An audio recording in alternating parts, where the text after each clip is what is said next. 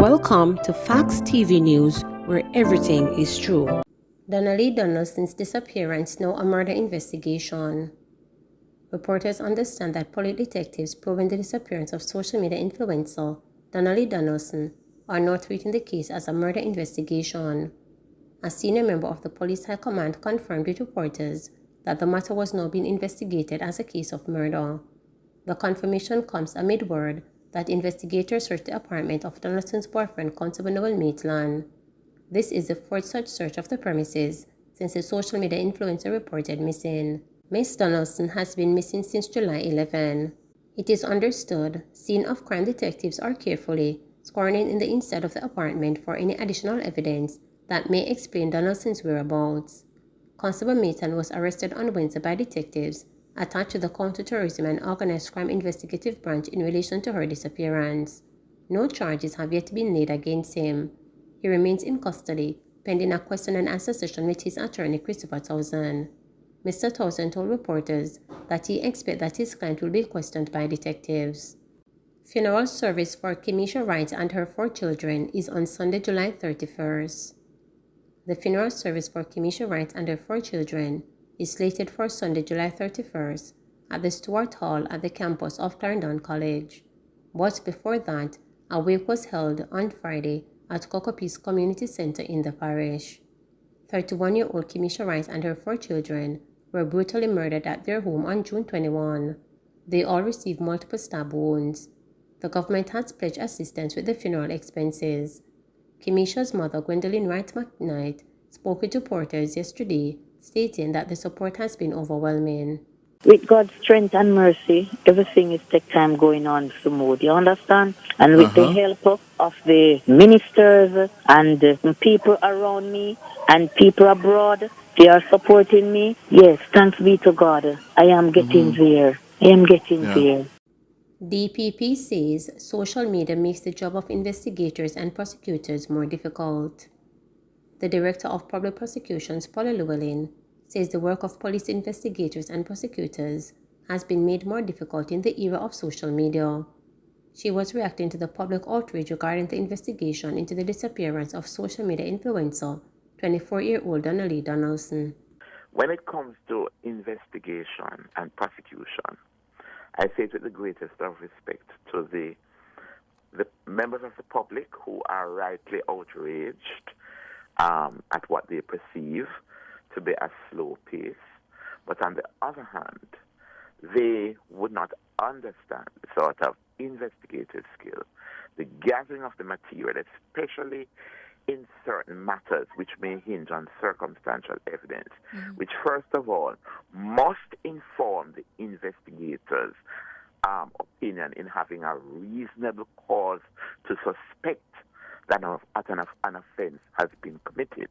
As a prosecutor of 30 years, investigations in high public interest matters presently, and I have been a prosecutor from before we had the social media phenomenon, sometimes it's rendered more challenging for investigators and prosecutors in this era.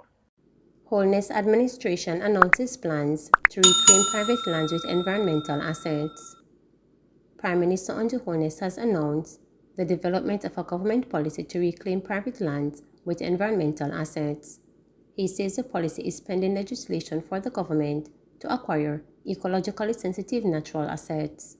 Prime Minister Andrew Holness was speaking during a tour of Treasure Beach in St. Elizabeth.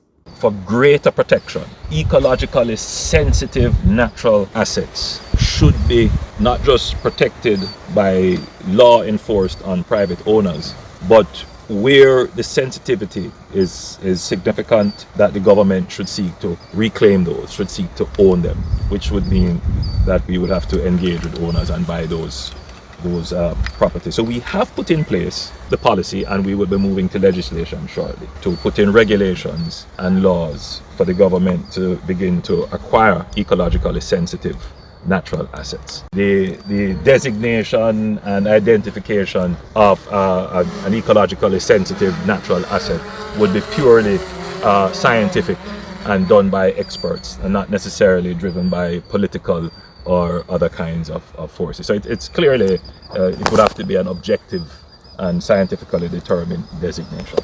So we are moving ahead with that kind of legislative reform to make sure that we can protect these natural assets and preserve them for generations to come. This is part of our legacy. Clearly, the fine is outdated, and the risk analysis of cost benefit would be clearly they would have made significant profit from the sand and paid a paltry fine. It is clear that the government has to take action, legislative action, in increasing the fines.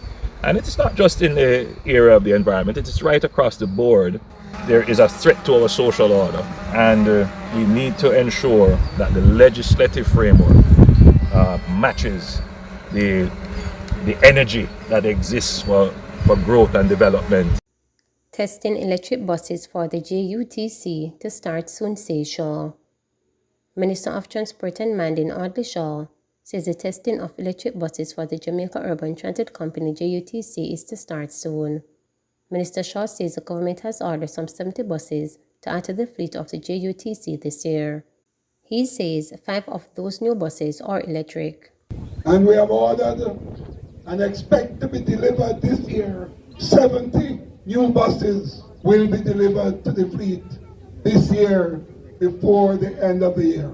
70 new buses, including 5 of them are electric buses, because we're testing them. Because as you know, we're in a time now where we have to look at new technology. So 5 of those buses will be electric buses, 45 diesel, 20 of them compressed natural gas buses.